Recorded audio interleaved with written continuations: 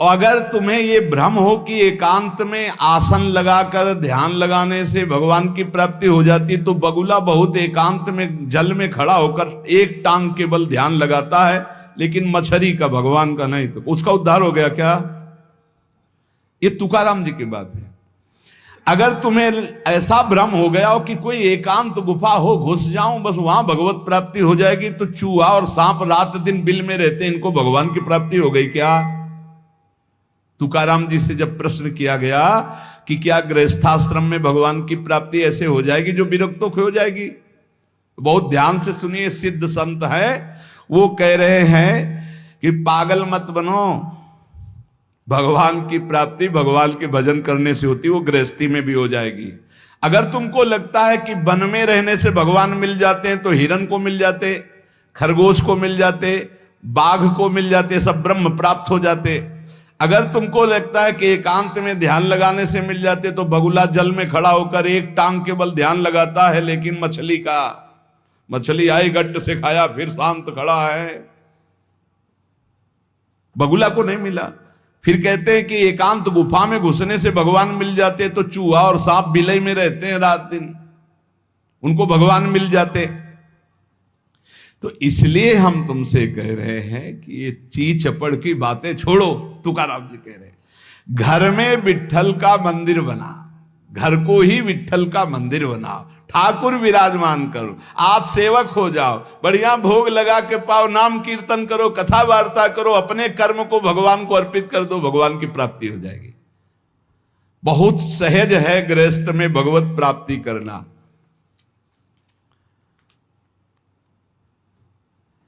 हम तुमसे पूछते हैं, जो लोग सोचते हैं अन्न नहीं खाएंगे तो भगवान की प्राप्ति हो जाएगी,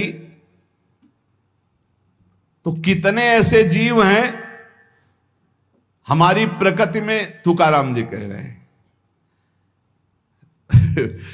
ये बड़े महापुरुष हैं, किसी के कहो सांप खाता अन्न, करे क्या धान बक भी, कपट भरा भीतर भरा उदर मल से, करे चूहा भी एकांत गदहा भी भभूत रमावे, तुका जल नक्रालय काग ही नहाय कहो। तो क्या अन्न न खाने से भगवान मिल जाएंगे? अगर हां, तो बहुत से पक्षी ऐसे हैं जो केवल फलाहार रहते हैं, बहुत से ऐसे हैं जो घास चर के रहते हैं, ना वो अन्न खाते हैं ना कुछ और, कुछ है फलाहार, कुछ है तृण चरते हैं, कुछ है पानी पी के केवल रहते हैं। भैया केवल पानी से इन सबको भगवत साक्षात्कार हो जाता है क्या? केवल पानी से रह रहे तो भगवत साक्षात्कार हो जाएगा, केवल फलाहार रहे तो उनको भगवत साक्षात्कार हो जाएगा। तुकाराम जी कहते हैं कितने हैं वायु भक्षण करते, केवल वायु पी करके जीते हैं, भीतर कपट भरा है, बाहर ये सब छोड़ रहे हो, कुछ लाभ नहीं मिलना है। चूहा बिल में एकांत में रहता है, भगवत प्राप्ति हो गई। गदहा खूब धूल में ऐसे लौटता, धूल लगाने से तो क्या उसे भगवत प्राप्ति हो गई, महापुरुष है। जल में घड़ियाल रहता है, भगवत प्राप्ति हो गई। कौआ भी जाके गंगा स्नान करता है, जल स्नान, भगवत प्राप्ति हो गई। भैया जब तक भजन नहीं तब तक भगवत प्राप्ति नहीं, बाहरी क्रियाओं से। तुकाराम जी कह रहे हैं तुम्हारे हृदय में बुराई भरी हुई है और बाहर से साधु का वेश बनाए हो, तो तुम्हें भगवत प्राप्ति हो जाएगी। अरे चाहे वायु भक्षण करो, चाहे तुम ध्यान का नाटक करो, चाहे एकांतवास करो, चाहे भस्म लेपन करो, चाहे जल में खड़े हो जाओ, चाहे जितना अनुष्ठान करो, जब तक भजन नहीं करोगे भगवान का, तुम्हारी बुद्धि निर्मल होने वाली नहीं, बाहरी क्रियाओं से कोई लाभ नहीं। तुकाराम जी कह रहे हैं भक्ति मुक्ति दिलाने वाली है समस्त भव बंधनों से। रात दिन अपने प्रभु का नाम जप कर रहे, चिंतन कर रहे। एक गृहस्थ आए थे, बहुत अच्छी स्थिति, नेत्रों में नेत्र मिला के जब बात किया तो बड़ा संतोष। जब जाने लगे तो कहा 1 मिनट रुको, इसे मुख पे बड़ाई नहीं करनी चाहिए, पर आप सावधान रहना, बहुत अच्छी स्थिति, संभाल के निकल जाओ।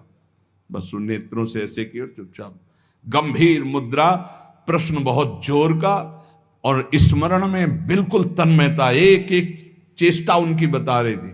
बहुत बढ़िया बाजी मार ले जाओगे, कोई तुम्हें प्रणाम नहीं करेगा, कोई दान पुण्य नहीं, कोई नमस्कार नहीं, बहुत जल्दी निकल। विरक्त भाव में रात दिन भगवान के भजन में व्यतीत करो, तभी बात बनेगी। केवल इन सब बाहरी बातों का देखो इसीलिए खंडन किया तुकाराम जी ने। जो विरक्त अपनी देह को घृणित समझकर त्याग देता है, देह के राग का, बलमूत्र का भान क्या इसमें, वो महासुख को प्राप्त होता है। इससे ज्यादा प्यार करने की जरूरत नहीं है।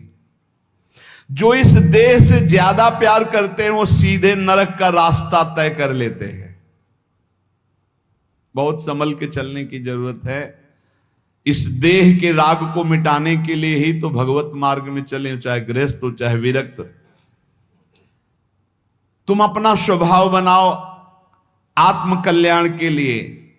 शरीर को ज्यादा सुख दोगे, ज्यादा सुख भोगोगे तो नरक का रास्ता पुष्ट कर देगा।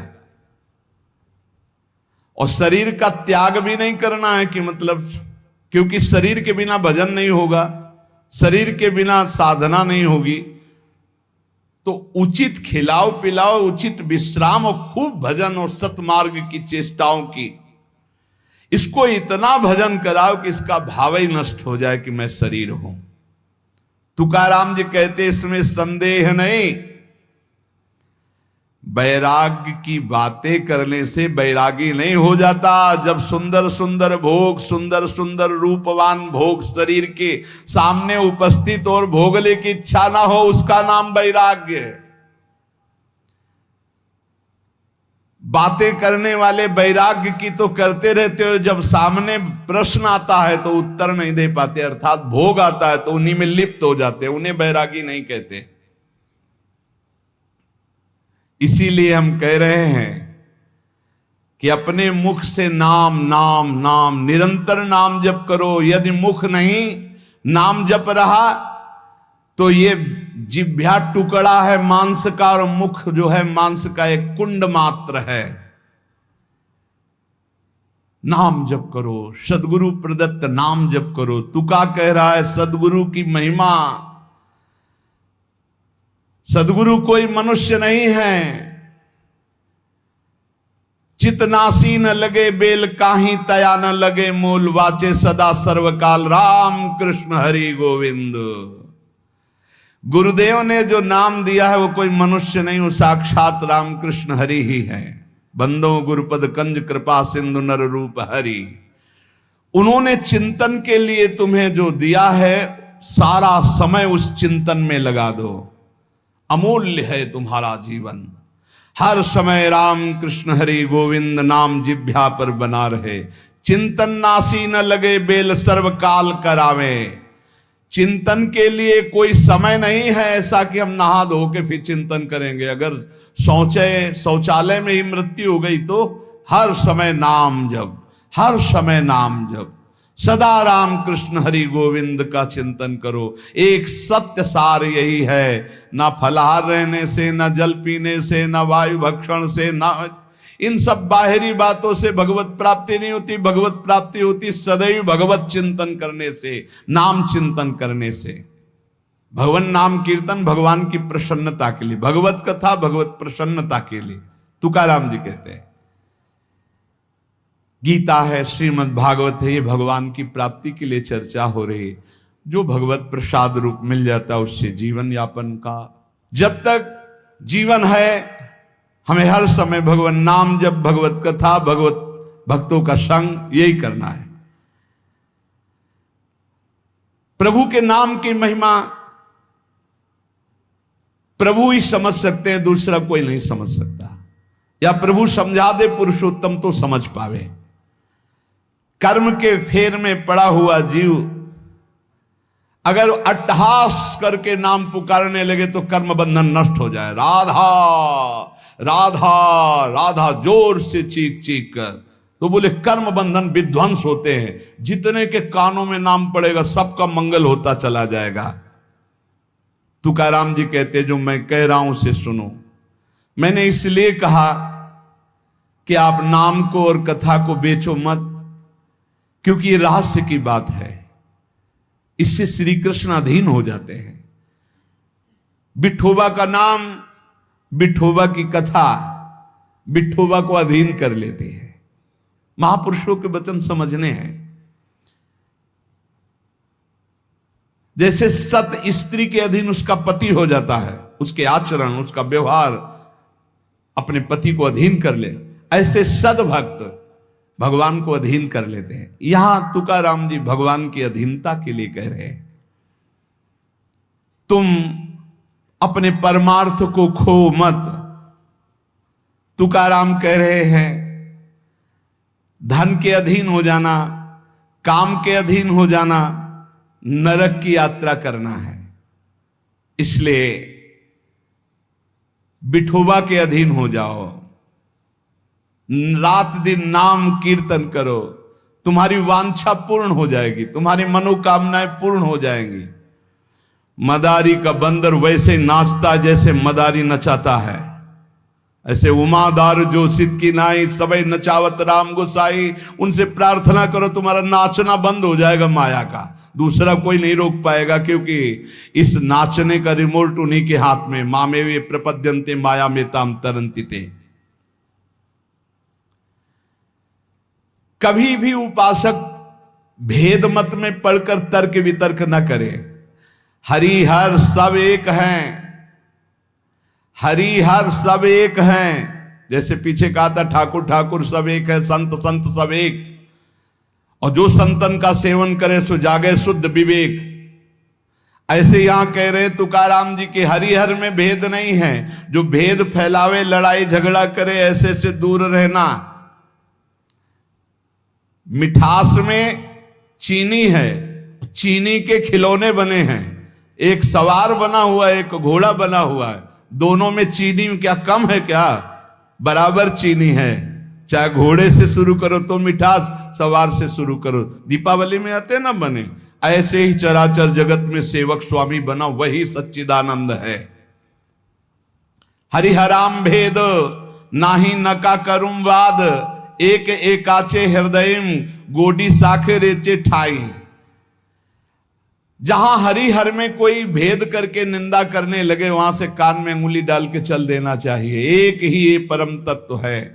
ये झूठ मूठ अज्ञानी जन बहस करते रहते हैं। इनके हृदयों में बिल्कुल भगवदानंद की मिठास नहीं है। इनकी बातें नहीं सुननी चाहिए। भेद करने वालों की दृष्टि में जो माया का पर्दा लगा हुआ है, भक्तों की दृष्टि में वो पर्दा नहीं होता। वो बेपर्द देखते हैं कि सर्वत्र एक ही भगवान विराजमान है। जो सर्वत्र एक ही भगवान विराजमान ऐसा मान लेते हैं, उनके आगे पीछे दाएं बाएं भगवान की रक्षा शुरू हो जाती है। ध्यान रखना।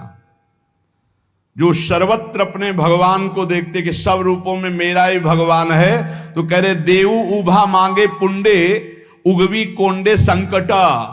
कोई संकट उसे छू नहीं सकता। चारों तरफ से भगवान की सुरक्षा रहती है उस भक्त के जीवन में। विश्वास करो इस बात पर। चारों तरफ से भगवान सुरक्षित रखते हैं। और जो सदैव संतों का स्तवन करके भगवान का भजन करता रहता है, उसमें कोई ऋण नहीं रह जाता। यह भी एक प्रश्न आया था कि देव ऋण, ऋषि ऋण, मातृ ऋण, पितृ ऋण, इनसे कैसे ऋण हुआ जाए। क्या कह रहे हैं तुकाराम जी? जो संतों का स्तवन करता है, उसके हृदय में भक्ति होती, जो भगवान का भक्त होता है, उसका कोई ऋण नहीं रह जाता। सब ऋण मुक्त हो जाते हैं। एकादश स्कंद में भगवान श्री कृष्ण चंद्र जी ने उद्धव जी से कहा है, जो मेरा अनन्य भाव से निरंतर चिंतन करता है, उसे मैं सब ऋणों से मुक्त करता हूं। देव ऋण, ऋषि ऋण, पितृ ऋण, मातृ ऋण, इनसे उऋण होने के लिए प्राणपन से श्री हरि के चरणों का चिंतन करो। जैसे जैसे कोई भगवान का ध्यान करता है, तो भगवान का प्रभाव उसमें उतरने लगता है। चाहे वो सगुण चाहे निर्गुण, जैसा चाहे वैसा साक्षात्कार कर लेता है। ये बहुत बड़े महापुरुष के वचन हैं, बहुत ध्यान से सुनो, पकड़ो। तुम्हें किसी के आगे घिघियाने की जरूरत नहीं, भगवान का स्मरण करने की जरूरत है, भगवान का ध्यान करने की जरूरत है। जैसे जैसे कोई भगवान का ध्यान करता है तो भगवान के सब सद्गुण उसमें आने लगते हैं। चाहे वो सगुण साक्षात्कार करना चाहे या निर्गुण साक्षात्कार, उसमें योग्यता आ जाती है। म्याणे विठ्ठल ब्रह्मो नवे त्वाचे बोलो नाई कावे, महाराष्ट्र भाषा में कहते हैं मेरे तो सर्वस्व ब्रह्म विठ्ठल भगवान है, तुकाराम जी कह रहे हैं। अब मुझे किसी की बात सुनने की जरूरत नहीं है कि ब्रह्म कौन है, मेरे तो विठ्ठल ब्रह्म है। जो वाणी से अगम्य है मैं उसकी स्तुति क्या करूं, वेद भी जिसकी नेति नेति कह के चर्चा करते हैं मैं उसकी क्या चर्चा कर पाऊं। पर मेरी वाणी को नशा हो गया है उनकी चर्चा करने का। आहा, मेरी वाणी को नशा हो गया, बिना उनकी चर्चा किए, बिना कीर्तन किए, बिना गुण गाए हमें चैन नहीं पड़ सकता। कोई ना हो तो ठाकुर जी को श्रोता बना के सुनाने लगो, ऐसा नशा होना चाहिए। सुनो, अपनी चर्चा आप ही सुनो, ठाकुर जी के सामने बैठ जाए और वाणी लेकर उन्हीं की चर्चा उन्हीं को सुनावे। संसारिक आदमी कर्मेंद्रियों से प्रेरित होकर कर्म करता है, वासना से प्रेरित होकर नाना प्रकार के सुख दुख भोगता है। पर हम कायिक, वाचिक, मानसिक केवल अपने विठ्ठल के लिए कर्म करते हैं, ये बात समझो। संसारिक आदमी कर्मेंद्रियां भाग रही भोगों की तरफ, कर्म करता है, पाप या पुण्य, सुख या दुख भोगता है। लेकिन भक्त कायिक, वाचिक, मानसिक अपने प्रभु को सामने रख करके चेष्टा करता है और उसका कोई ठौर ठिकाना प्रभु के सिवा कोई है नहीं। और प्रभु आनंद सिंधु है, वो हर समय आनंद में मस्त रहता है। कहीं किसी और का प्रयोजन नहीं रह गया है। तुकाराम जी के सब जगह विठ्ठल तू मुझे दिखाई दे रहा है। तन, वाणी, मन ये सब तेरे चरणों में अर्पित हो चुके हैं। भगवान अब मेरा कुछ नहीं बचा, केवल आप ही मेरे बचे हो। ये हम लोगों के लिए आदर्श वचन है, हमें ऐसा होना है। प्रभु के सिवा हमारा कोई नहीं। अभ्यास बल में बहुत बड़ी ताकत है।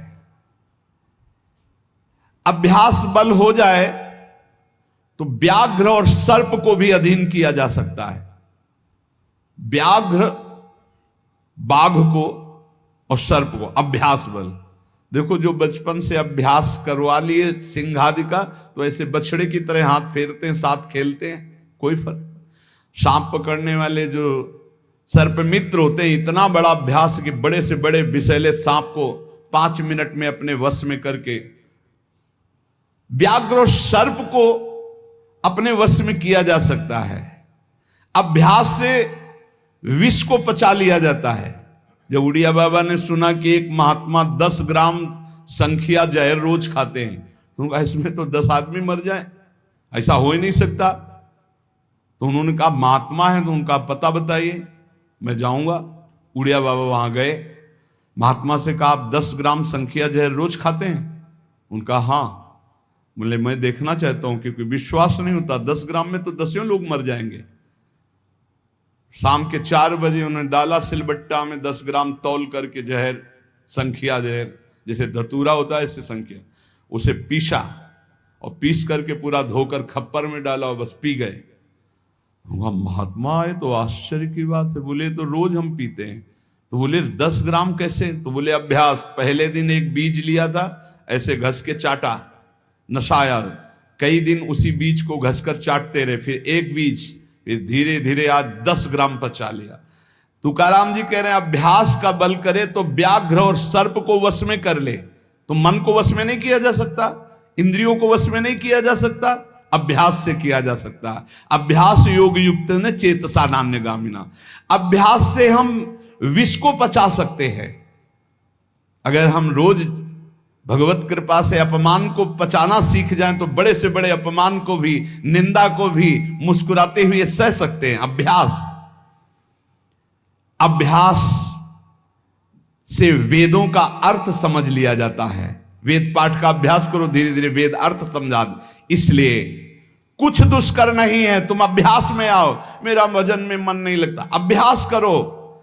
अभ्यास में तुम जितना आगे बढ़ोगे उतने ही उच्च अवस्था को प्राप्त हो जाओगे। अभ्यास में बहुत बड़े दम है। अभ्यास, एक एक कदम बढ़ाते चले जाओ। अभ्यास, एक एक इंद्रियों पर विजय प्राप्त करते चले जाओ। अभ्यास असाध्य को भी साध्य कर दे। इसका कारण तुका कहता है कि अभ्यास भजन का कर लो तो आप सिद्ध हो जाओगे। अभ्यास से सब कुछ हो जाता है।